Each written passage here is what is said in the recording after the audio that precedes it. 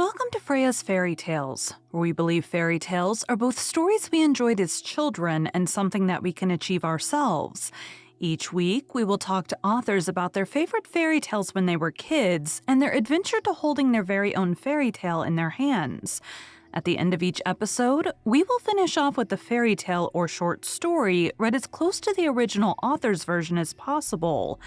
I am your host, Freya Victoria. I'm an audiobook narrator that loves reading fairy tales, novels, and bringing stories to life through narration. I'm also fascinated by talking to authors and learning about their why and how for creating their stories. We have included all of the links for today's author and our show in the show notes. Today is part 2 of 2, where we are talking to Gabriel about his novels. During the past 2 weeks, you will have heard about his journey of writing since he was young, going from being traditionally published to self-published, going straight to readers and avoiding gatekeepers, having the freedom to do what you want with your book, selecting an audiobook narrator, using TikTok to get in front of readers and learn what they want, and weaving your story together. Girl of Hearts, Luck God Series, Book 1. 4 tribes of ruthless demigods rule over luck in our world: hearts, diamonds, clubs, and spades. To save her mom, Aggie must join them. A proud nerd and teen scientist, Aggie doesn't believe in gods or in luck. Her OCD is under control, mostly, and her mom, Rachel, has just finished building a dark matter machine that could win back her job as a physics professor. When Rachel disappears, Aggie's search brings her to the dangerously handsome Jack of Hearts, a demigod with the power to control luck. Rachel may have been captured by bad luck gods. To save her, Aggie must join Jack and his fellow Valentines. She finds herself whisked into their world of opulent mansions, gorgeous people, and fancy cars. But being a demi-goddess isn't all glamour and popularity. It can be deadly. Aggie must master her newfound luck powers, battle the dark suits, and brave the unlucky underbelly of Detroit, all while keeping her OCD at bay, or risk losing her mom forever. Girl of Hearts is Book 1 of the Luck God series. It is a contemporary fantasy series featuring royal intrigue, slow-burn romance, and a mind-bending original magic system based on the 4 card suits. So I saw the next book is also listed up for pre-order. When are you planning on having the second book done? Yeah, that one is so book 1 is June 22nd, book 2 is July 27th. Oh gosh, that fast. So it's coming up quick. So yeah, so book 1 has been done for quite a while, and book 2 is the one that I've been working on, and I'm still scrambling very actively to finish up. But I really wanted them to come out kind of, like a 1-2 punch, so that people aren't waiting forever for the second book of the series. So you didn't get when does book 2 come out? Right. I'm gonna get when does book 3 come out, because that's gonna take a little longer for me to put together. But so do you have but at least people have audiobook already in the works for book 2? It is going to soon be in the works, but it's not yet. We haven't started on it yet, but it's gonna be. I have to finish the regular the book first before we can start the audiobook. Yeah. So, and then are you like focusing on this series, or do you have like other side projects going at the same time? Right now, I'm really focused on this series. I want to, certainly I'm going to wrap up book 2. I'm going to get book 3 out. I'm not sure yet if it's going to be a 4 or a 5 book series, but I'm definitely focused on that. I do have some other books that are pretty close to being ready to come out. They just have to really go through, process with an editor, and I can release them. So I'm gonna have to just strategically think about when to release those. But one of them is a middle grade novel. I have also a YA horror novel that probably could just use, one more, some brushing up, and then I'll release it. But I have to figure out when to release those in the context of this series coming out. But definitely my main focus is on, finishing up this series and getting it out to readers. Okay. And so how are you I mean, obviously I know because I see your TikToks all the time, but how do you use TikToks to help you further? Because I know you said, Facebook groups were talking about it, but kind of how did you get into that and how did you morph to what you do now on there? Yeah, again, so it's only been since February, and in Facebook groups, I always see authors talking about TikTok, and they're all like, "Oh, I don't know what I'm doing. I'm just starting out." And it's like, bro, nobody, nobody knows what they're doing. I mean, Right. maybe somebody does, but it's like everybody. I'm always like, I mean, just literally the way I do it is every day I think, oh, I got to do a TikTok tomorrow. Like, what should I do? Yeah, And same. and yeah, and I have a couple like once in a while I'll think of an idea or two and I'll put a note in my phone. But in general, I try to mix it up. I try to have some posts that talk about my work or what I'm working on or the book that's coming out, or Mhm. I do have the novella of the series that people can get for free if they sign up for my email list. So once or twice a week I'll mention those things. I always want to have something that's about reading. I mean, I like to ask questions. I mean, like I Mhm. said, I got great information about audio book versus ebook versus paperback by just asking the question. Right. So and I just asked about like today or whatever, I asked about genre, like just what genre do you read? So it's just fun to and that also elicits responses, so you're getting interactions with people, you're getting to know people. And so I'll ask questions on there. Sometimes I will if I when I finish a book, I'll share some things I liked about that book. I Mhm. don't do reviews per se because I really don't want to be in the business of criticizing other writers' work Right. myself. But I what I do is I post three things that I liked about a particular book, Mhm. and then just like some humor, just like you said, some silly stuff, being goofy with a trending sound or whatever. And Mhm. if I can wrap it back to my writing or books in some way, like I mean, it's usually has something to do with books in some way, but Right. because I really try to keep it that. I mean, I don't want a bunch of like random people. I mean, I'm trying to be in the book talk community, Right. and just share and communicate with readers. So that's my aim. So they really fall in those baskets, like about my own writing, the writing life, books I'm reading, and just funny, goofy stuff. So hopefully they're all entertaining. I mean, I try to make Yeah. it is TikTok is an interesting art form, right? Because it is like even if it's 7 seconds, right? You're telling a story. So Right. I try to have it be engaging, and hopefully everyone is something that elicits some response from people, even if they click that they liked it or they weren't going to respond or laugh Yeah. or share their like favorite book or their opinion or their thought on this or that trope or whatever. So Yeah. hopefully it elicits interaction. That's one cool thing about um TikTok too, is like a lot of other social medias, I feel like you're just kind of throwing something out into a void, like Yeah. um and yeah, you might get some likes or whatever, but it's like like I don't know what really happened with that. But like book talk is great because it really gets out to people. Yeah. People really respond, people are enthusiastic, people are so kind and supportive. That's like amazing. I mean, even if like my books come out and nobody buys them and whatever, it's already been a amazing life-changing experience just to interact with all the readers on there. It's been awesome. So Well, and it's so I typically so Monday through Friday I try to post like one a day and it's typically about narrating because I usually do it at the beginning of my narrating day. So I'm about to start narrating this book. What like what random thing yeah. can I say today?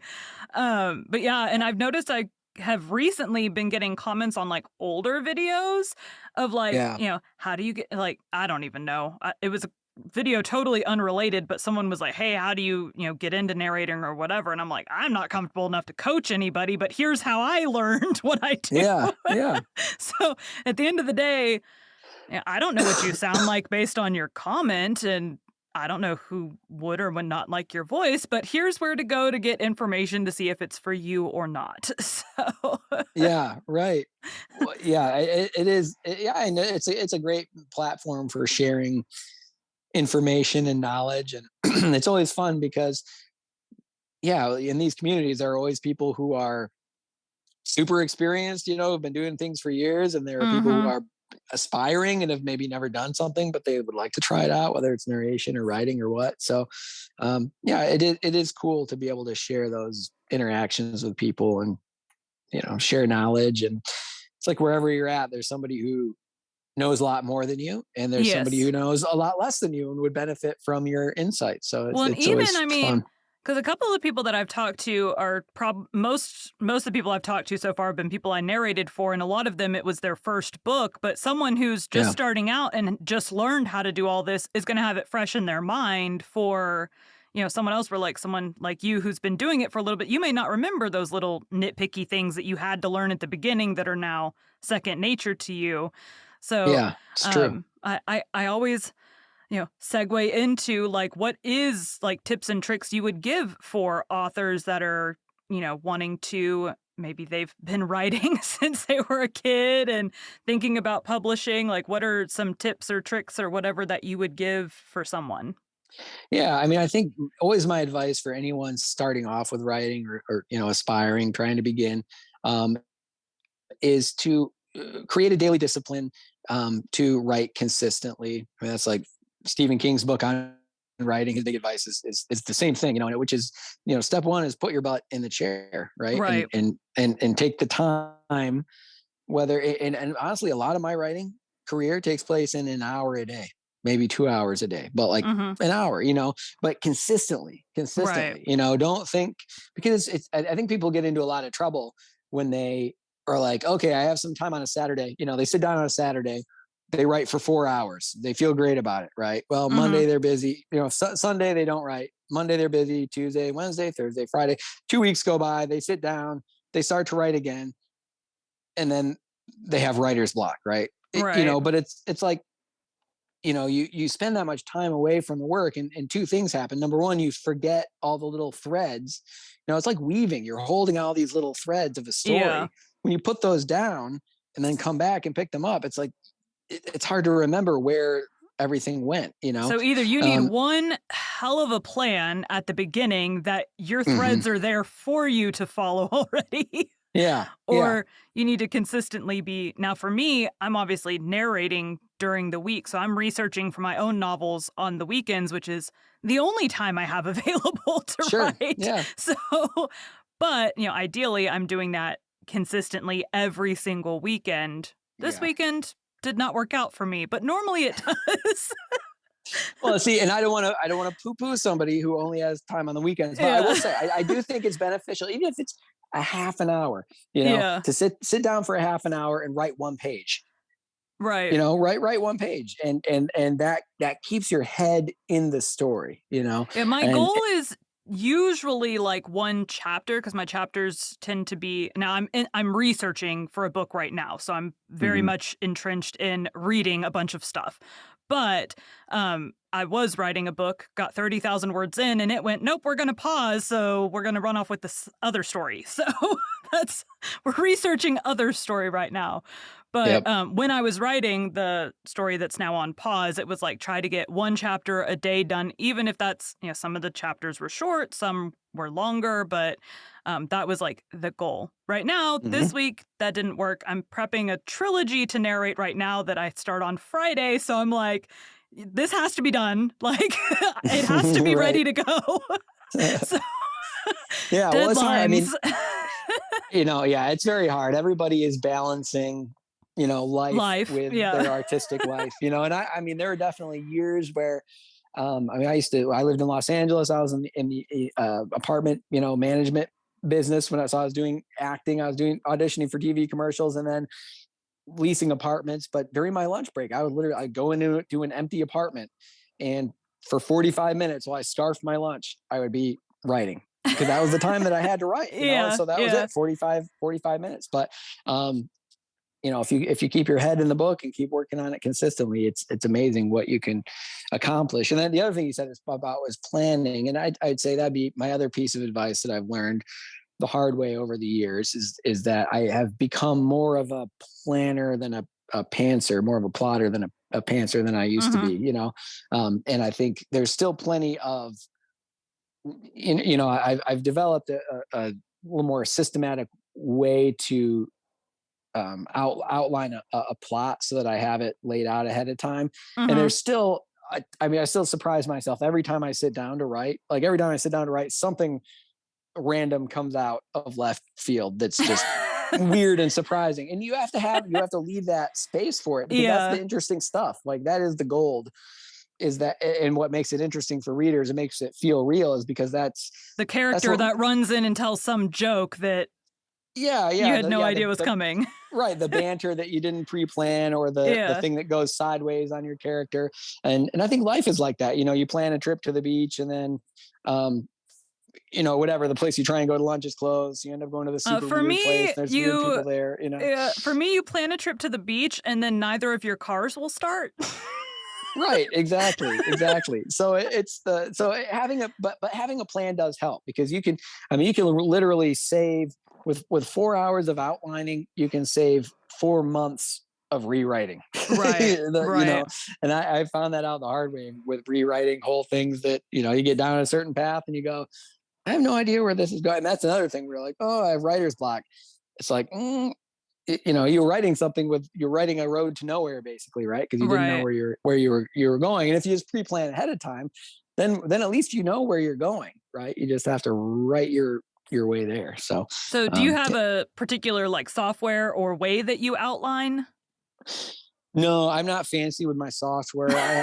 I write on Microsoft Word. I'm Okay. old school. It's Microsoft Word, but I have a template for plotting that I have developed over time. It's like a Mhm. mishmash of like a few different philosophies of plotting. And I think, when I was younger, again, I thought, oh, that's formulaic, it's somehow going to damage your art or whatever. And Mhm.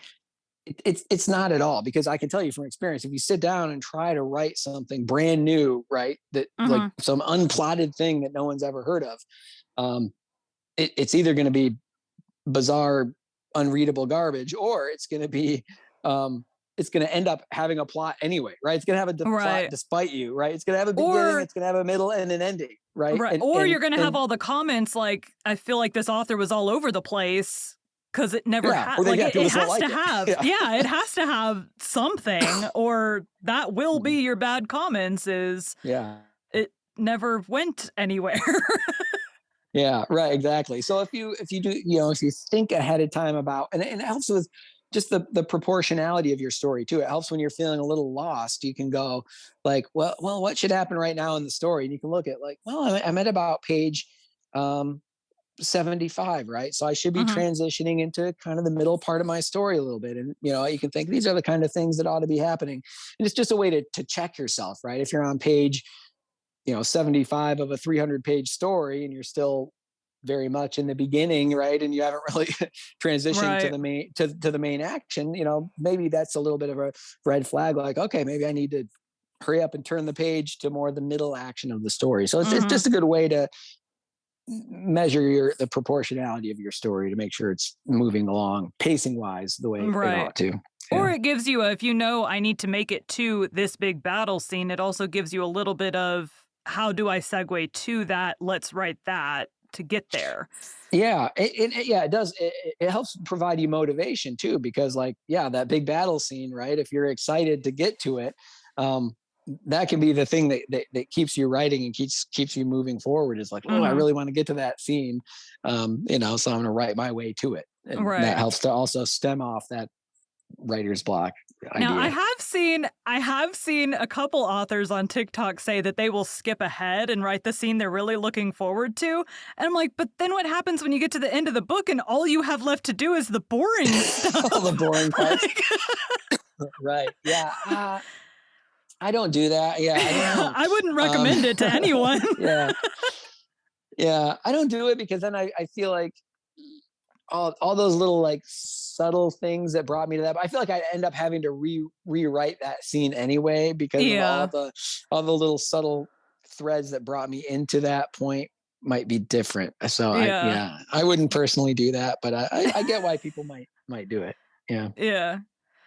All right. So you are working on finishing up this possibly 4 books, possibly 5 books, and then do you have any and getting other ones edited, do you have any other series on the horizon or any other plans for anything coming up? Yeah, I have an idea for another series after this one. The Luck Gods universe that I'm writing in now is cool, because I could, I mean, I could write it.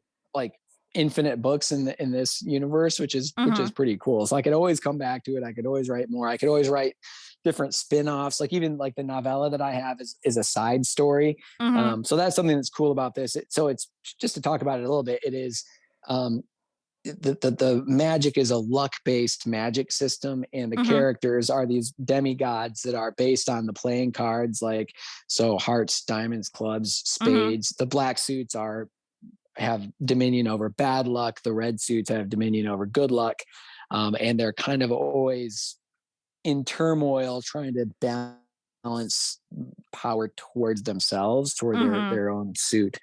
And As so usually happens. as usually happens, right? So, but it's kind of cool because there's just, I mean, like that right there is what 52 characters, So Yeah. there's a lot that you could do, and then there's all the ancillary sort of parry, or what they call, but the magical like luck beings that are also connected to. It takes place in modern day Detroit, so it's contemporary, but there's also some other luck beings that exist as well. So I mean, I could just write forever in this world. So that's cool. So I may write a lot of books in it. Who knows? But I do have an idea for another series. But it's the other series is one that I've been thinking about for about like 10 years too, and there's still like pieces of it that aren't quite in place in my mind. So I'm happy that Mhm. I'm still working on this other series. But yeah, at Yeah. this point in my life, like things like marinate for like 5, 6 years before I have time to work on them anyway. And so by then, hopefully, they're hopefully ready to go. So So I'm working on the researching. I'm planning a mythology related series. hmm And so like I'm currently reading through which I had no idea I would consider it more fantasy, but the Akatar series is in the mythology subgenre, which I can kind of see how some of the characters are like a picture of, even though they don't use the same names. But hmm as I'm reading through that, I'm not copying, but it's helping develop my storyline of, oh, I could do not related to Akatar, but it's helping me build the storyline by reading a different book. I'm making my own books. So Sure. it's, Yeah. Oh, absolutely. Yep. Yep. Yeah. I mean, it's like all, or so many stories are. I mean, just the same way every car has four wheels and an engine and mhm, and a passenger space or whatever. Like, yeah, the more you read, the more you can internalize all those different possible story structures. Yeah, it's when very I've helpful. a lot of authors that I've talked to too, it's like they'll hear a song or they'll watch a show or whatever, and it will be, but what would happen if this got changed this way? How would that story play out? And that's where their book came from, is that. So what would happen Yeah. if I talked to Jason Duro, who's also on TikTok, and that was his story. Well, what would happen if this is how it was, the world was like this, and that's how his story came about. Or, I talked to one who one of her books came from a song that she heard on the radio one day, or a dream that, they had one day or whatever. Yeah. Yeah. That inspiration can come from anywhere, and countless ways you can create the stories and change them. Right. Yeah. And I think non-writers are often like, wow, how do you get the idea for it? And it's like, the hard part is not necessarily the idea, right? Because there's so many things, so many Yeah. ideas that are there are things you could write, but it's like that I an idea that first of all you want to spend years potentially working on, but also that Right. idea that like or just solving certain things about it, like making it a story that resonates, not just the kernel of the idea, but fleshing that out with characters and with its own mythology and its own internal logic and all that all Right. that stuff, and like I said, there are ideas that I've had for years, and books that I've even written a couple versions of that, like, there's still something that I It's don't know, missing. like, yeah, or like there are like books, things where I have a concept, but like, okay, what's the real action of the story, like beyond the Mhm. concept, like what do they do, like, okay, here's this There's these here's the character, characters yeah, and here's the they character, here's the concept, but what's the like meat but in the yeah. sandwich, and it's like I still have stories that I'm like, I don't know. But maybe someday I'll figure it out. I mean, they're always there on the back burner. Right. Um, yeah, and I feel like sometimes, like, I mean, I tried to write the first. time I really remember writing, there was this movie on Disney Channel, and I was probably a little older than someone who should have been watching it, but this girl had a journal that she would write and publish, and, like, none of her friends knew she was this author of this journal. And I, like, started trying to write at that time, and it was terrible. It was terrible writing. But ever since then, it's, the same thing, trying to come up with not only the characters, but the storyline, and, like, I love, and this does not happen often, I'm very good at guessing the ending of a story. Very good Mm-hmm. at guessing, the whodunit. Even if it's a very well written, you shouldn't have caught it, I can usually pick out what's gonna happen at the end. Beyond, like, the guy always gets the girl and stuff in romance, but, so, like, for me, there's very few books that surprise me to Hmm. get there, but, like, I hope to write a book that would surprise someone because that is so rare for me to have a book that actually ends up surprising. I wanna have that book where, like, you get to the end and you're like, "How the heck did that happen?" Like, "Where did Yeah. that come from?" Well, it's always it Reasonable. isn't. It can't be Yeah. an unreasonable thing. It has to be Right. like Right. a Right. thing that could Yeah. have happened thing, but Yeah, it is always an amazing trick when you have an ending that surprises you, but then you look back, you're like, "Oh, damn, all the pieces were there," yeah. like they did it. They foreshadowed it, but yet I didn't see it coming. I know, but yeah, I agree. When you're a writer, it doesn't happen Yeah, all yeah. the time. Like, Usually, you're like, eh. I narrated book 1 in a series, and she dropped these little nuggets of, like, the friend of the main characters having these dreams of, like, her flying with these other characters in this story, and I know, because me and her talked, that book 2, she adds an extra so book 1 is told only from the main character's perspective. Book 2, she adds the male main character from book 1 and then this friend, and I'm like, I could see all the little nuggets you were dropping that, like, some people may not have put those together, but I'm like, I can see things are gonna happen in book 2 that I can already kind of guess that's what's gonna happen because Yeah. of these little nuggets that most people are like, "Oh, she just had a dream." I'm like, "No, no, no. There's never just a dream in a book." Right. Right. There shouldn't be. Yeah, usually. Yeah. It's Well, got it's gonna lead to it's either nightmares from something that happened or it's, like, mhm. foreshadowing for something that's coming or, like, it's the dreams are something. Right. Well, then there are the books where you can see from the beginning, like you can tell what's going to happen, but you're either like dreading it or you're like excited, like make this thing happen. Like, come on, how's it going to happen? Or whatever, like you know it's there, you know it's going to come, but Yeah. you still have that like tension about it. So To be it's quite interesting there. honest, Yeah. so I just finished book 3 of ACOTAR, so I'm 3 massive books into this series, but the big battle that happens in book 3, I thought was gonna be the final battle, so I'm like, "What the heck is gonna happen in book What 4?" now? Because book Yeah. 3 already took the battle I thought was gonna be the end. Yeah, right. So, Right. I'm like, I know it's gonna be I mean, people on TikTok wouldn't be talking about it if it wasn't great, so I'm sure it's Like, gonna be amazing, but I'm grounded from reading until I prep my trilogy, so yeah. Right. Yeah. Gotta work first, unfortunately. But yeah. yeah, yeah.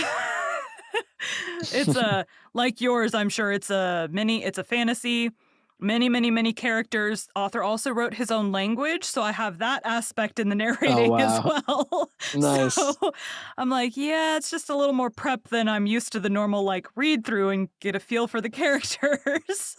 Yeah, its own language thing, that would be a challenge for sure. He spent 10 years developing his language before writing his Wow, books. So that's amazing. I'm That's like, and cool. this, I'm seeing, he's got, influence of Tolkien and stuff like that as well. But um, it's fascinating working. I mean, both the seeing, so on TikTok, I see after I got past the initial dance videos and stuff, I'm now like narrators and authors and writers. I see all the things that I'm sure you're also seeing. It's just interesting to see. I forgot where I was going with that. How they all come together.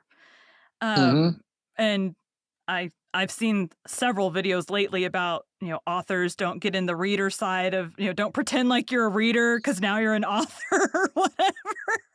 Video. I don't know Yeah, if you've seen those. I'm like, well, I'm technically I wouldn't consider myself a writer yet because nothing's published yet. But I'm like writing, but I still read a lot more than I write. So yeah. I mean, yeah, yeah. I mean, I like to connect with people as a fellow reader, and Yeah. I also like to connect with readers as an author, and I also like to connect with other authors as as an author. So I don't know. Yeah, hopefully nobody feels like I'm being disingenuous or something like that. But I think people have a right. I think an author has a right to put on their reader hat and Yeah. express themselves as a reader. They're still readers. Well, So and I two, don't I know. feel like you have to be reading stuff in, I mean, you can write in multiple genres, that's fine.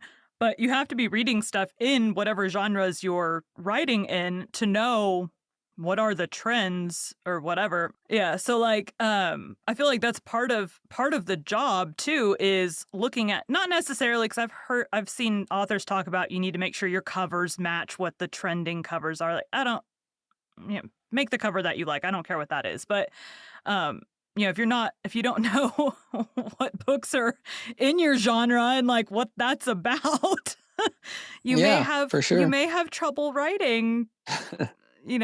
There's nothing new, there's just redeveloping those things.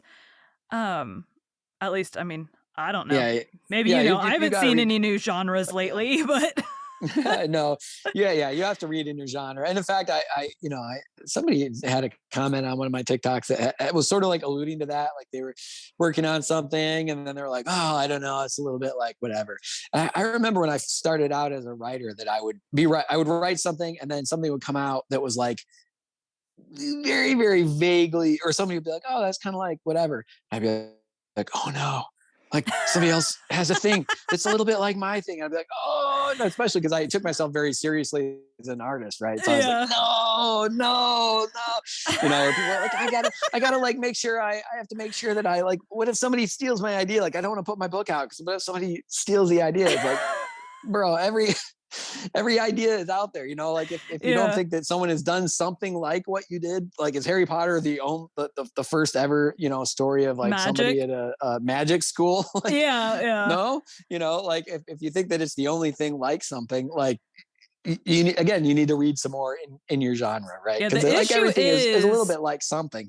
yeah, the issue is if you are writing your own stuff, you need to not be 100% copying what someone else does. Sure, You need yeah, to have, yeah, which, I mean, if you're using your brain like you should, you are going to have your own thoughts and perspective and changes that you would like to see made. That's going to develop your own story. And that's, part of being a writer, is writing your own perspective on things, whether that's someone else's book that inspired you or a song or a random people that have dreams. I mean, I guess I've been dreaming Akatar, but I wouldn't write that as my book. I would, come up with some spin on it. Um, but yeah, just knowing, reading, having an idea of, and I was talking to author I talked to earlier today about like werewolf books. How many different ways have werewolves and vampires been redone? People still read it and people still write it sure, yeah, and do right. it how many dozens of different ways? Right. Yeah, you can't be like, "Oh no, someone else wrote a vampire book. Like Yeah. my vampire book is no good now." It's like, that's okay. The world still has Dracula's been room for one around. more. Dracula's been Yeah, around for a while. So yeah. You're not the first one. Yeah, yeah, yeah. but I say it's funny. I still am kind of in that mindset because I'm like, I'm going to make a completely original magic system with original gods no one's ever heard of. I probably get a lot further just like writing about the Greek gods or something something like that people know about. But I'm like, Yeah. yeah, I'm gonna make up my own total new thing that people are like, well, what's that? But again, like anything, again, and there's an audience for it. You know what I mean? There's Yeah. people who would prefer to read about something that already exists, and there's people who are going to go, ooh, this is like brand new. Like I'm gonna take a shot on it and see if it's interesting. So, Well, my attempt but will again, like be yeah, there's yeah, my attempt is attempting to merge the different mythologies together with a twist. So like, I don't know, and I haven't fully developed everything yet, but essentially all the stories are true kind of thing, or all the stories were like them sitting around a campfire, making up stories one night and people have now taken this as fact or whatever. I'm not all the way there yet, but I'm researching a bunch of different mythologies to use some from all of them. So Yeah, that's fun. That's great. Yeah. Well, then that gives you kind of maximum flexibility, right? Because you can yes. whatever works well. You Well, that's can, I the grab that, plug it beauty in. So of yeah. that's the beauty of fantasy. You can do what you want, but I do enough I'm researching because there are some things when you're using known characters already, Hmm. there's certain things that you want to make sure that are there so you can clearly distinguish Zeus from, the other ones or whatever. Like there's those powers that need to stay true to that Yeah. character. But it's fantasy, so you could do what you want with the rest of it. Right, right. Well, and by the same token, that is true. That is the advantage of having a completely original system that's not based on anything else. It's Yeah. Yeah, I can do what nobody I can want. criticize. Oh, they're not really supposed to be like that. It's like they're supposed to be however I want them. Yeah, So came out of my that is brain. the nice I thing can do what about I want. right. Yeah, that's why I don't write nonfiction. Right. It's whatever I want it to be. So that's fun. Yeah, I like that. You're the god of your own little world. Yeah. All right. So I think we are about done. Do you have any parting words or tips before we close it out? No, I don't think so. I mean, I think just for writers out there, just keep reading, try and be consistent with your work, and um, for readers out there, thank you because like you guys are amazing. You're the reason that you give purpose to all of our uh, sitting around making stuff up. It's a beautiful melding of minds when Yes. authors and readers come together. So it's Yes. great. And check out my book. So yeah, June 22nd, Girl of Hearts comes out. It's going to be on KU. It's going to be available on ebook through Amazon and paperback through everywhere and hardback through Amazon and it's going to be available on Audible. And the book Well, too is going to come these out July 27th. So Well, these episodes will actually air in August. So both of your books will perfect. be Yeah. out. So I'll have links for them to buy the books in the show notes. I'll find some Awesome. Robin Hood esque stories. And then, Cool. so I get a little bit of the talking to authors, which is part of my job as a narrator. And then I get the, narrating the fairy tales at the end in there as well. And I try to stick close to the original author's version, which a lot of times is trying to teach some kind of a lesson, however twisted that lesson might be on some of the fairy tales. Sometimes it gets twisted. That's true. Yeah. Yeah, sometimes, yeah, the Disney versions are way nicer than the originals in most cases. Oh, I still remember my daughter, who's now 8. The first time we read her like one of the original versions of Little Red Riding Hood, I just remember her going, "Oh my, oh my!" And the hunter like cuts open the wolf. She's like, "Oh my!" It's like, "Yep, that's what it was like back in the day." Intense. Yeah, I'm like, I don't know what the lesson was. Scare the crap out of the poor kids? I don't be, know. be afraid of your grandmother. Your grandmother may not be your grandmother. Be Yeah, very I mean, I careful. did Yep. Hansel and Gretel for one of the authors. That was her favorite story growing up. And that story is like, I'm going to eat you. Or like the parents are like, or the dad and the stepmother are like, we're going to leave you in the woods because we can't afford to eat. So we're just going to like ditch you in the woods. Super macabre. I like that one too. That's a great story too because it is. It's so dark, You're super like, dark. why? Yep. Why? Like that is terrible. Yep. Well, thank you so much for your time today. And I hope you have a good rest of your Saturday. And I will see you around TikTok. Awesome. Thanks for having me. You have a good day. You too. Thanks. Bye. Bye. J. Gabriel Gates liked the story of Robin Hood when he was younger. Robin Hood is a legendary heroic outlaw originally depicted in English folklore and subsequently featured in literature and film. According to legend, he was a highly skilled archer and swordsman. In some versions of the legend, he is depicted as being of noble birth, and in modern retellings, he is sometimes depicted as having fought in the Crusades, before returning to England to find his lands taken by the sheriff. In the oldest known versions, he is instead a member of the yeoman class. Traditionally depicted dressed in Lincoln green, he is said to have robbed from the rich and given to the poor. Today we'll be reading How Robin Hood Came to be an Outlaw by Howard Pyle. Don't forget, we are also continuing the original story of Beauty and the Beast on our Patreon. How Robin Hood Became an Outlaw. Listen and hearken, gentlemen, that be of freeborn blood. I shall you tell of a good yeoman, his name was Robin Hood. Robin was a proud outlaw, while as he walked on the ground, so courteous an outlaw as he was one, was never none else found. In the days of good King Harry II of England, he of the warring sons, there were certain forests in the north country set aside for the king's hunting, and no man might shoot deer therein under the penalty of death. These forests were guarded by the king's foresters, the chief of whom in each wood was no mean man but equal in authority to the sheriff in his walled town, or even to my lord bishop in his abbey. One of the greatest of royal preserves was Sherwood and Barnesdale forests near the two towns of Nottingham and Barnesdale. Here for some years dwelt one Hugh Fitzooth as head forester with his good wife and son Robert. The boy had been born in Locksley Town in the year 1160, stern records say, and was often called Lockesley or Rob of Lockesley. He was a comely, well-knit stripling, and as soon as he was strong enough to walk, his chief delight was to go with his father into the forest. As soon as his right arm received thew and sinew, he learned to draw the longbow and speed a true arrow. While on winter evenings, his greatest joy was to hear his father tell of bold Will o' the Green, the outlaw who for many summers defied the king's foresters, and feasted with his men upon king's deer. And on other stormy days, the boy learned to whittle out a straight shaft for the longbow, and tip it with gray goose feathers.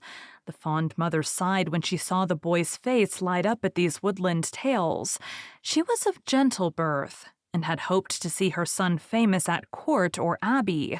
She taught him to read and to write, to doff his cap without awkwardness, and to answer directly and truthfully both lord and peasant. But the boy, although he took kindly to these lessons of breeding, was yet happiest when he had his beloved bow in hand, and strolled at will, listening to the murmur of the trees. Two playmates had Rob in these gladsome early days. One was Will Gamewell, his father's brother's son who lived at Gamewell Lodge, hard by Nottingham town. The other was Marian Fitzwalter, only child of the Earl of Huntingdon. The castle of Huntingdon could be seen from the top of one of the tall trees in Sherwood, and on more than one bright day, Rob's white signal from his tree told Marian that he awaited her there. For you must know that Rob did not visit her at the castle. His father and her father were enemies. Some people whispered that Hugh Fitzooth was the rightful Earl of Huntingdon, but that he had been defrauded out of his lands by Fitzwalter, who had won the king's favor by a crusade to the Holy Land. But little cared Rob or Marian for this enmity, however it had arisen. They knew that the great green wood was open to them, and that the wide, wide world was full of the scent of flowers and the song of birds. Days of youth speed all too swiftly, and troubled skies come all too soon. Rob's father had two other enemies besides Fitzwalter, in the persons of the lean sheriff of Nottingham and the fat bishop of Hereford. These three enemies one day got possession of the king's ear and whispered therein to such good or evil purpose that Hugh Fitzooth was removed from his post of king's forester. He and his wife and Rob, then a youth of 19, were descended upon during a cold winter's evening and dispossessed without warning. The sheriff arrested the forester for treason, of which, poor man, he was as guiltless as you or I, and called him to Nottingham jail. Rob and his mother were sheltered overnight in the jail also, but next morning were roughly bade to go about their business. Thereupon they turned for succor to their only kinsman, Squire George of Gamewell, who sheltered them in all kindness. But the shock and the winter night's journey proved too much for Dame Fitzooth. She had not been strong for some time before leaving the forest. In less than 2 months she was no more. Rob felt as though his heart was broken at this loss, but scarcely had the first spring flowers begun to blossom upon her grave when he met another crushing blow in the loss of his father. That stern man had died in prison before his accusers could agree upon the charges by which he was to be brought to trial. 2 years passed by. Rob's cousin Will was away at school, and Marion's father, who had learned of her friendship with Rob, had sent his daughter to the court of Queen Eleanor. So these years were lonely ones to the orphaned lad. The bluff old squire was kind to him, but secretly could make nothing of one who went about brooding and as though seeking for something he had lost. The truth is that Rob missed his old life in the forest no less than his mother's gentleness and his father's companionship. Every time he twanged the string of the longbow against his shoulder and heard the gray goose shaft sing, it told him of happy days that he could not recall. One morning, as Rob came in to breakfast, his uncle greeted him with, "I have news for you, Rob, my lad." And the hearty old squire finished his draught of ale and set his pewter tankard down with a crash. "What may that be, Uncle Gamewell?" asked the young man. "Here's a chance to exercise your good longbow and win a pretty prize. The fair is on at Nottingham, and the sheriff proclaims an archer's tournament. The best fellows are to have places with the king's foresters, and the one who shoots straightest of all will win a prize for a golden arrow. A useless bauble enough, but just the thing for your lady love. Eh, Rob, my boy?" Here the squire laughed and whacked the table again with his tankard. Rob's eyes sparkled. "'Twere indeed worth shooting for uncle mine," he said. "I should dearly love to let arrow fly alongside another man, and a place among the foresters is what I have long desired. Will you let me try?" "To be sure," rejoined his uncle. "Well, I know that your good mother would have had me a clerk of you, but well I see that the greenwood is where you will pass your days, so here's luck to you in the bout." And the huge tankard came a third time into play. The young man thanked his uncle for his good wishes and set about making preparations for the journey.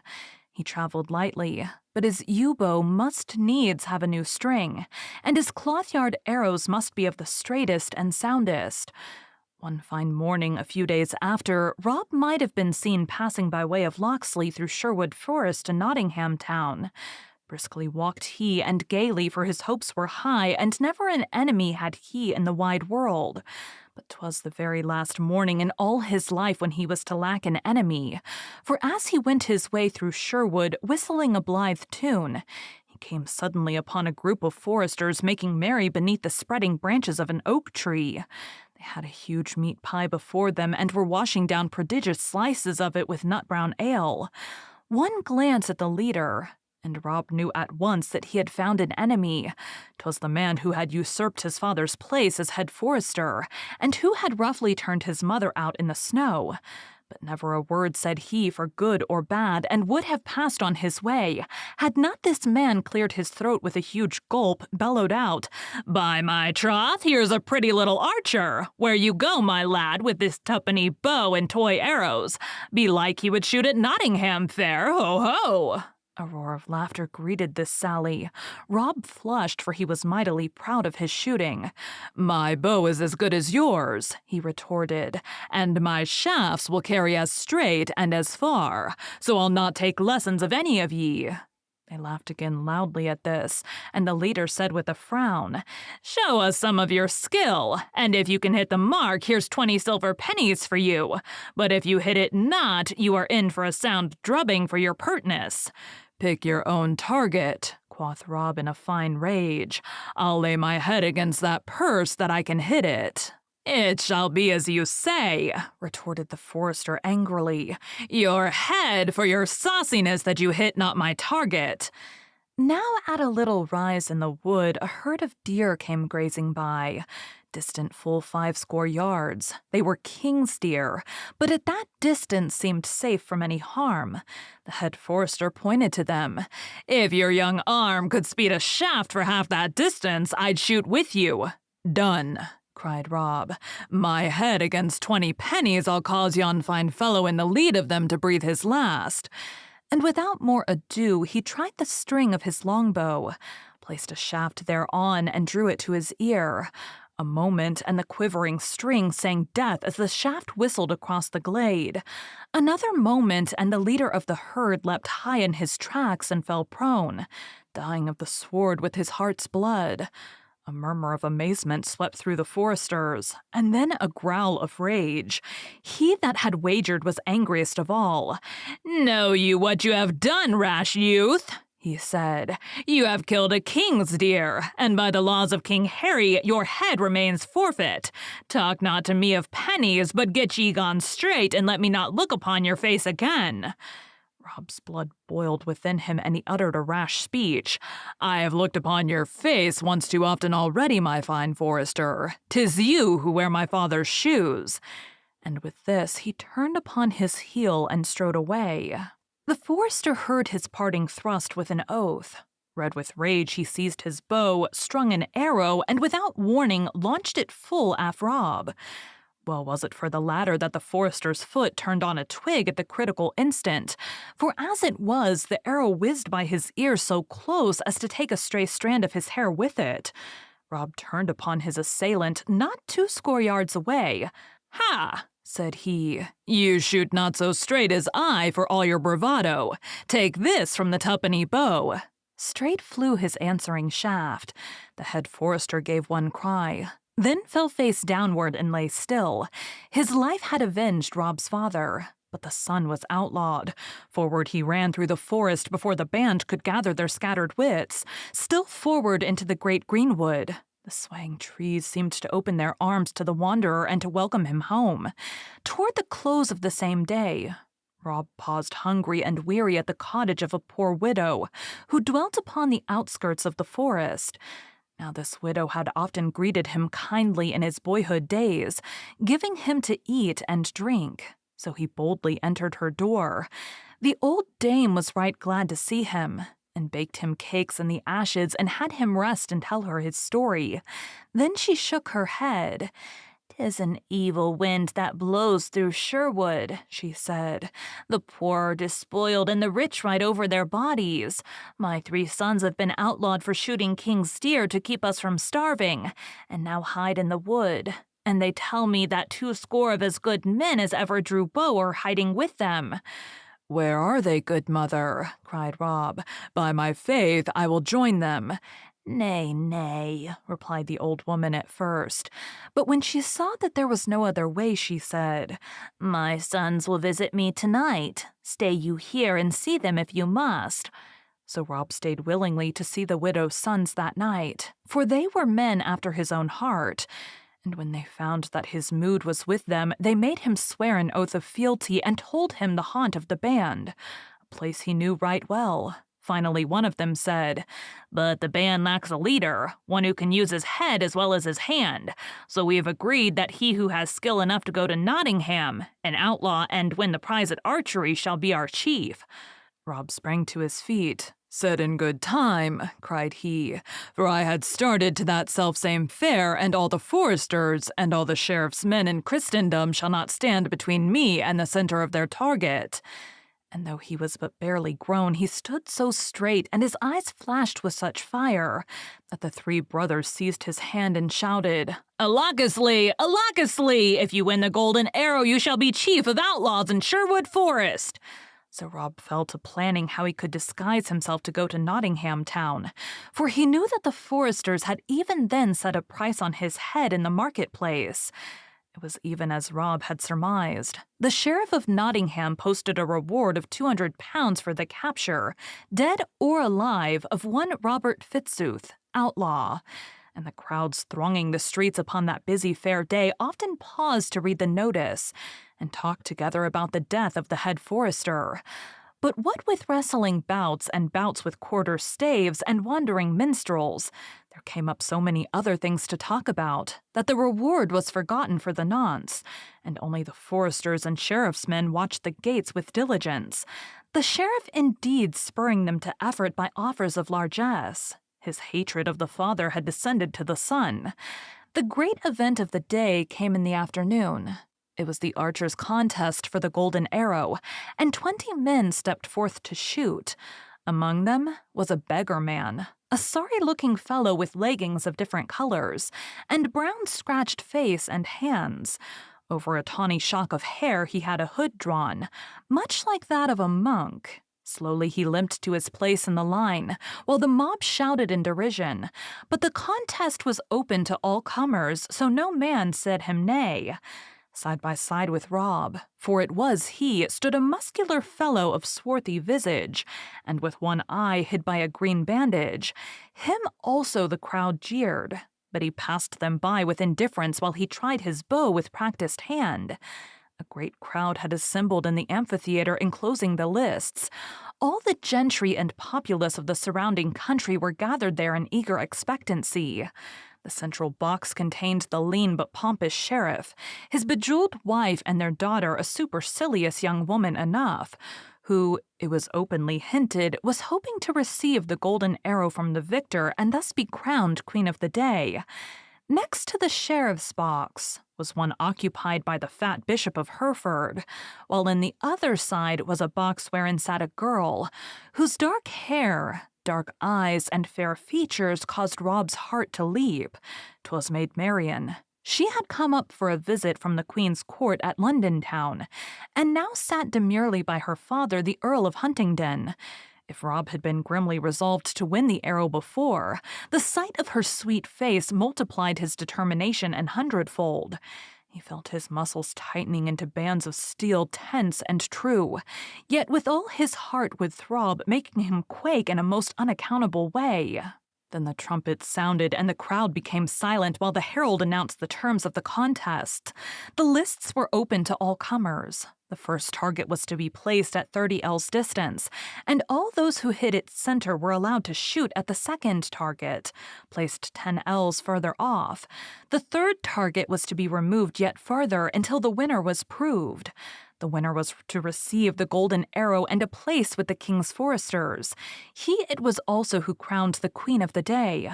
The trumpet sounded again, and the archers prepared to shoot.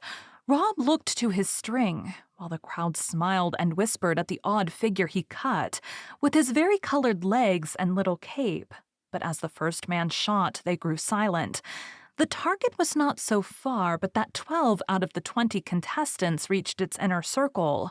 Rob shot sixth in the line and landed fairly, being rewarded by an approving grunt from the man with the green blinder, who shot seventh, and with apparent carelessness, yet true to the bullseye. The mob cheered and yelled themselves hoarse at this of even marksmanship. The trumpet sounded again, and a new target was set up at 40 ells. The first 3 archers again struck true amid the loud applause of the onlookers, for they were general favorites and expected to win. Indeed, 'twas whispered that each was backed by one of the 3 dignitaries of the day. The 4th and 5th archers barely grazed the center. Rob fitted his arrow quietly and with some confidence sped it unerringly toward the shining circle. "The beggar! The beggar!" yelled the crowd. "Another bull for the beggar!" In truth, his shaft was nearer the center than any of the others, but it was not so near that Blinder, as the mob had promptly christened his neighbor, did not place his shaft just within the mark. Again the crowd cheered wildly. Such shooting as this was not seen every day in Nottingham town. The other archers in this round were disconcerted by the preceding shots, or unable to keep the pace. They missed one after another and dropped moodily back, while the trumpet sounded for the third round and the target was set up 50 ells distant. "By my halidom, you draw a good bow, young master," said Rob's queer comrade to him in the interval allowed for rest. "Do you wish me to shoot first on this trial?" "Nay," said Rob, "but you are a good fellow by this token, and if I will not, I hope you may keep the prize from yon strutters." And he nodded scornfully to the 3 other archers, who were surrounded by their admirers, and were being made much of by retainers of the sheriff, the bishop, and the earl. From them his eye wandered toward Maid Marian's booth. She had been watching him, it seemed, for their eyes met, then hers were hastily averted. "Blinders." Quick eye followed those of Rob. "A fair maid, that," he said smilingly, "and one more worthy the golden arrow than the sheriff's haughty miss." Rob looked at him swiftly and saw naught but kindliness in his glance. "You are a shrewd fellow, and I like you well," was his only comment. Now the archers prepared to shoot again, each with some little care. The target seemed hardly larger than the inner ring had looked at the first trial. The first three sped their shafts, and while they were fair shots, they did not more than graze the inner circle. Rob took his stand with some misgiving. Some flecking clouds overhead made the light uncertain, and a handful of wind frolicked across the range in a way quite disturbing to a bowman's nerves. His eyes wandered for a brief moment to the box wherein sat the dark-eyed girl. His heart leapt. She met his glance and smiled at him reassuringly, and in that moment he felt that she knew him despite his disguise, and looked to him to keep the honor of old Sherwood. He drew his bow firmly, and taking advantage of a momentary lull in the breeze, launched the arrow straight and true singing across the range to the center of the target. "The beggar! The beggar! A bull! A bull!" yelled the fickle mob, who, from jeering him, were now his warm friends. "Can you beat that, blinder?" The last archer smiled scornfully and made ready. He drew his bow with ease and grace, and without seeming to study the course, released the winged arrow. Forward it leapt through the target, and all eyes followed its flight.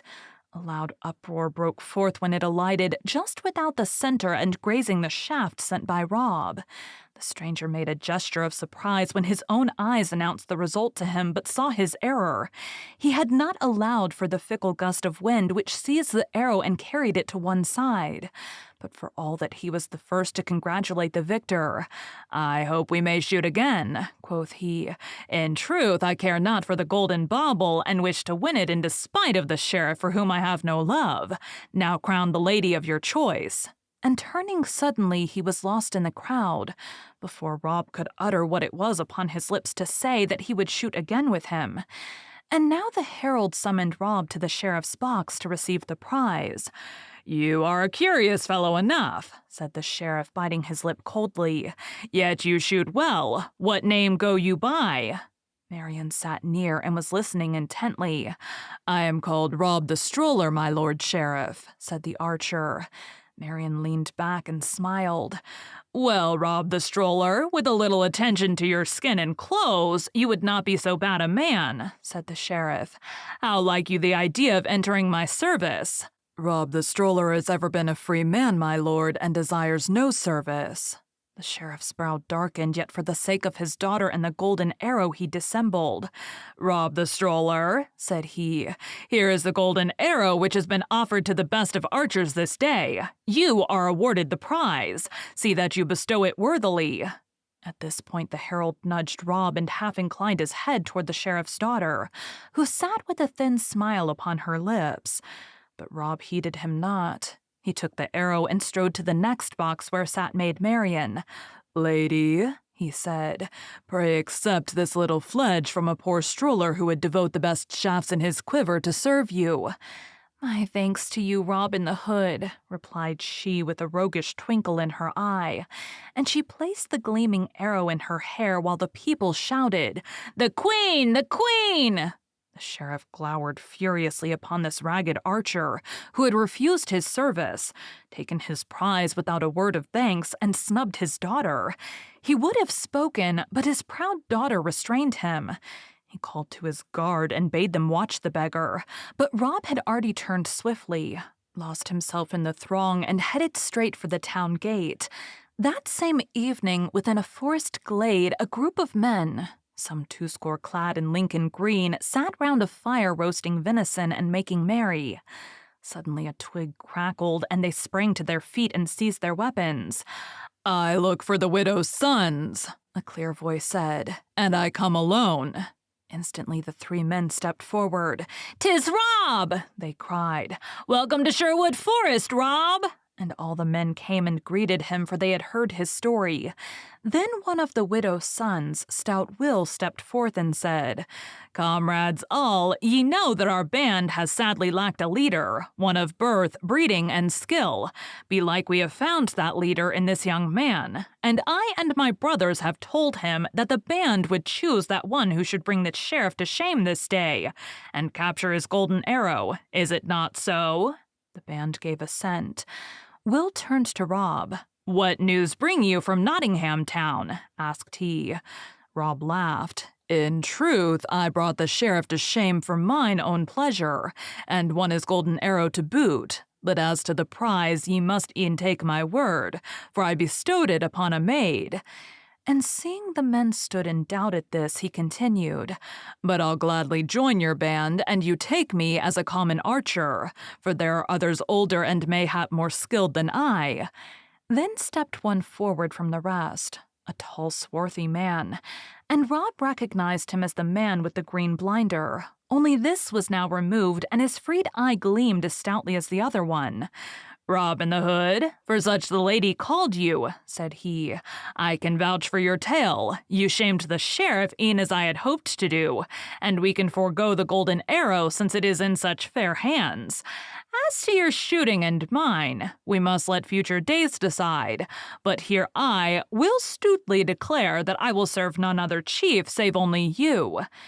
Then good Will Stutely told the outlaws of Rob's deeds, and gave him his hand of fealty, and the widow's sons did likewise, and the other members every one right gladly, because Will Stutely had heretofore been the truest beau in all the company, and they toasted him in nut-brown ale and hailed him as their leader by the name of Robin Hood, and he accepted that name because Maid Marian had said it. By the light of the campfire, the band exchanged signs and passwords. They gave Robin Hood a horn upon which he was to blow to summon them. They swore also that while they might take money and goods from the unjust rich, they would aid and befriend the poor and the helpless, and that they would harm no woman, be she maid, wife, or widow. They swore all this with solemn oaths while they feasted upon the ruddy blaze under the greenwood tree. And that is how Robin Hood became an outlaw. Thank you for joining Freya's Fairy Tales. Be sure to come back next week to hear Ellie's journey to holding her own fairy tale in her hands, and to hear one of her favorite fairy tales.